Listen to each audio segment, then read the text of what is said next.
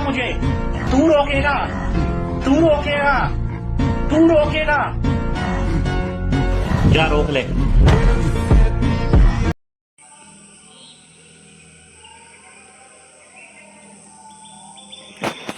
So hey guys, winter art চ্যালেঞ্জের day 2।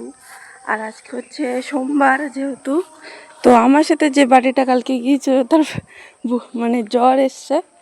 তো চলো কিছুটা নিজেই ওয়ার্কআউট করা যাক। চলে এসেছি আর মাঠে চলে যাওয়ার পর আমি চলে যাচ্ছি সেই আমার মানে সেট আপ জায়গা যেখানে আমি ওয়ার্কআউট করতাম আর করি। তো আমি প্রথমে কিছুটা ওয়ার্কআউট বলতে গেলে করছি হচ্ছে যেগুলো হচ্ছে বক্সিংয়ের মানে স্টেপ, ওগুলোই করব। তো চলো তোমাদের সাথে আমি ছোট ছোট শেয়ার করছি। আমি বলো খুব এক্সপার্ট না, আমি 1% প্রুভ করি নিজেকে ডে বাই ডে, তো তোমরাও করতে পারো। মেন হচ্ছে ডিসিপ্লিনে থাকাটা সবচেয়ে বেশি ইম্পর্টেন্ট। আর ফোকাস, আর হচ্ছে ঠিকঠাক মানে নিজের মাইন্ডটাকে প্রথমে মাইন্ডে বসাতে হবে যে আমি এটা করবই তো করবই। এই মাইন্ড হচ্ছে সবচেয়ে বড় শত্রু মানুষের।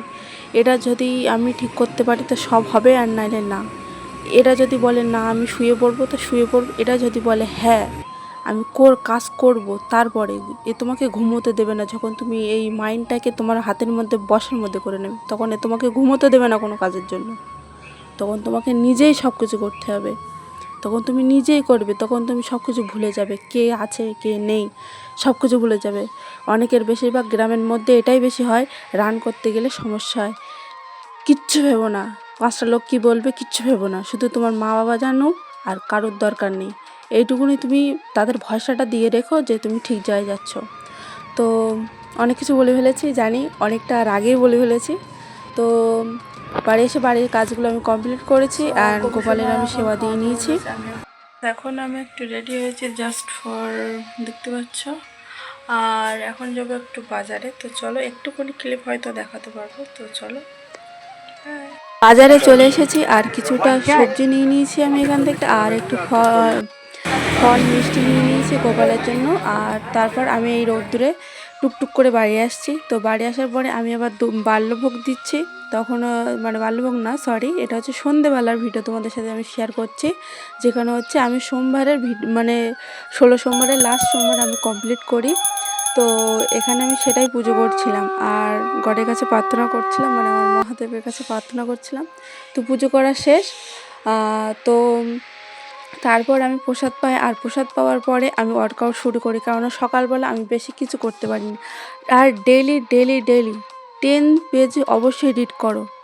10 পেজ না হলেও যে কোনো মানে মাইন্ড কীভাবে কী করে কাজ করাবে সেই হিসেবে পড়ো, কীভাবে নিজের ওপর কাজ করবে সেই হিসেবে পড়ো। যেমন আমি শ্রীমদ্ ভগবদ্গীতা পড়ছি, তোমাদের হিসেবে তোমরা পড়ো। মানে তোমরা যদি মুসলিম হও তা মানে কোরআন পড়তে পারো, আর যদি হিন্দু হও তো ভগবদ্গীতা পড়তে পারো। This is for true.